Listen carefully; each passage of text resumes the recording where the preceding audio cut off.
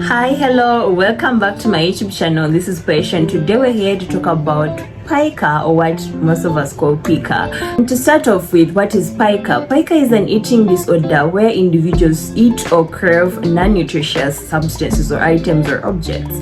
And what are some of those substances or objects that people eat that are non-nutritious or they're not food substances? We have charcoal, we have sand, we have clay, dirt, glue, soap, clothes, sponges, paint, powder, cornstarch, ice that has become very common in addition to clay. It's not usually a one-time thing. An individual does not just eat a rock one day and then we're diagnosing them with PICA. So according to the DSM-5, or the Diagnostic and Statistical Manual that we use in diagnosing psychiatry or mental disorders, an individual must have persistently eaten these non-nutritious substances or objects at least for a month. So it's not a thing that you do one day or 2 days and then you're diagnosing you with that, or don't even diagnose your friends or even yourself. And also, following the DSM-5, there are certain people that are excluded from this diagnosis even if they're eating those objects. For example, if they're children less than 2 years and they're eating these objects, you may not necessarily diagnose them with PICA because some of these children don't even know what they're eating.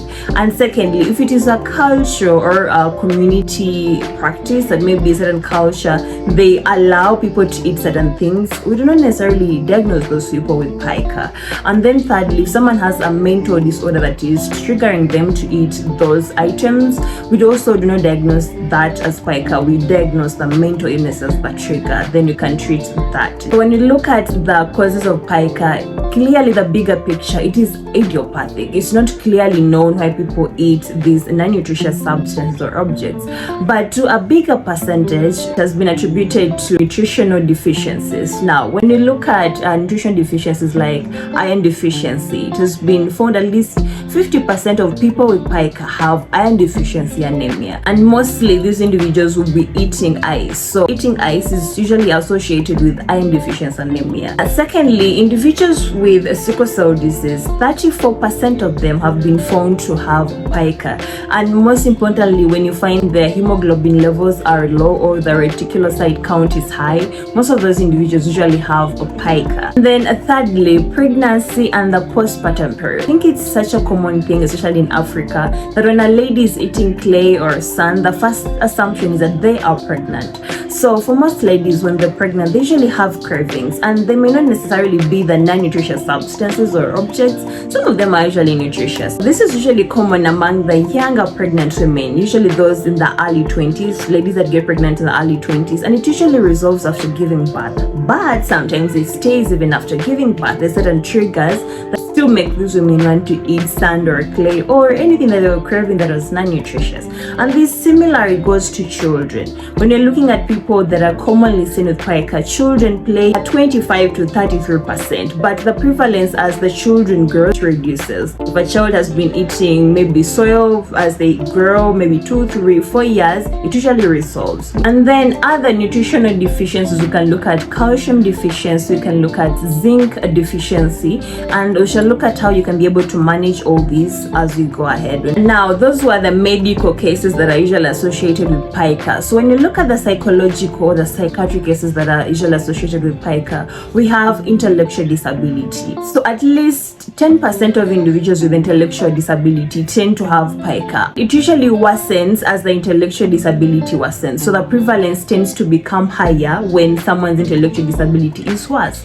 And then this also usually goes to children with the autism spectrum disorder, because it's also usually associated with intellectual disability. And the other psychiatric conditions, we can have schizophrenia, we can have stress, anxiety. So when you're looking at management, these are some of the underlying causes that you have to look at and you manage. So when you get to the complications, for anyone that is eating soil, clay, sand, glue, clothes, pieces of paper, does that have a repercussion? Are you going to have any complications? Yes. Starting off, you're going to have lead poisoning, especially specifically for individuals that eat soil, individuals that eat dirt. And the funny bit is that lead poisoning is usually asymptomatic, but when it gets to the symptomatic phase, it's going to manifest in different ways. You're going to have GI complications, for example, constipation, you're going to have vomiting, you're going to have intellectual disability for children maybe that are going to school, you're going to have fatigue, weight loss, quite a number of them. And that's not just it. We also have infections. Of course, you're eating dirt, you're eating all these kinds of things from unsafe places,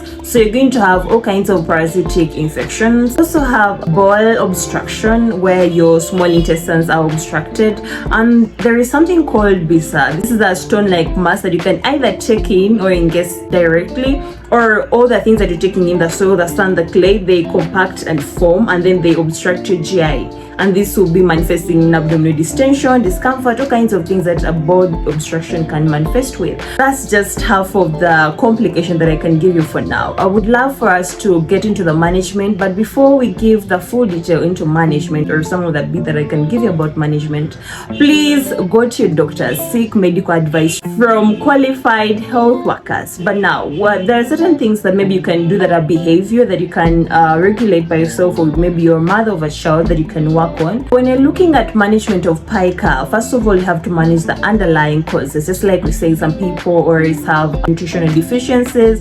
If it's iron, you give iron supplements. If it's calcium, if it's zinc, you supplement with that. Or maybe psychiatric cases like we had said, stress, anxiety, schizophrenia, you first manage those. Secondly, in management, you also look at the complications and also manage those. You have lead poisoning, like I said, infections, you have bowel obstruction. You look for all those and also manage them. And then thirdly, you can look at behavioral management, where you can train someone to get out of the habit that they're doing, where you can do positive reinforcement. It means when the child is doing the opposite of what you want, you do not reward them. If they're doing what you want, for example, you're trying to terminate them from eating ice or maybe eating clay, you tell them, if you do not eat soil today, I'm going to give you this and that. And then you reward them for the good habit that they're doing, and that will help them, or will encourage them to get out of the wrong habits that they are doing.